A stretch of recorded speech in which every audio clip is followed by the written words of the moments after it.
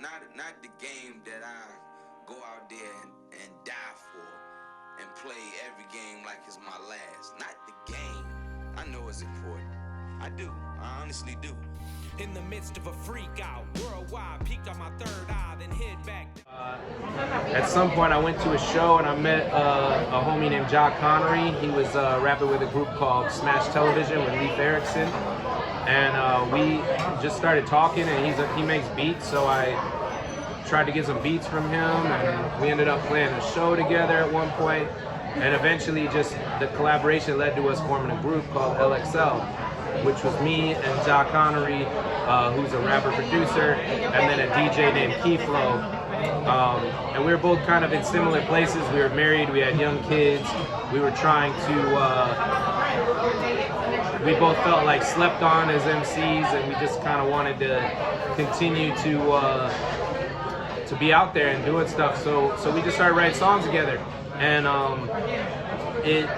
we played a show, and the first song of the first show, people started singing along to the chorus when they nobody had ever heard any of our music before. So we were like, maybe we got something here, and so we started just keeping at it, and we worked together for about 5 years, doing a lot of shows locally. We went out of town a few times throughout the Midwest, and you know, we put out a couple projects, and we were well received, and did some things that I always wanted to do, like played Dally in the Alley, played a lot of venues around town that I thought were places I wanted to play as I was coming up.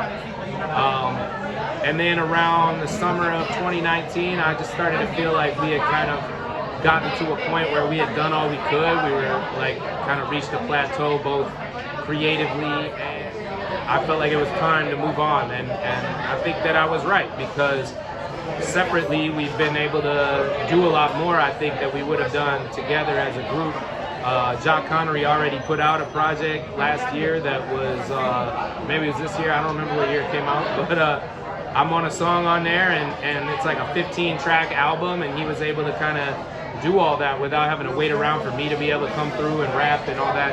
And then I've been able to kind of do my thing and fulfill my vision as an artist. So. Yeah, right, for sure.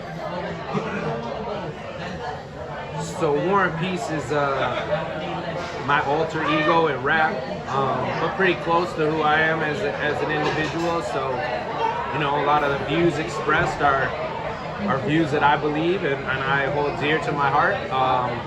But obviously, you know, I think every rapper is sort of playing a character in a way, because you don't speak in raps to people in your day-to-day life. So even though it might be me expressing myself, I still think of War and Peace as this kind of more confident, performative layer of my personality.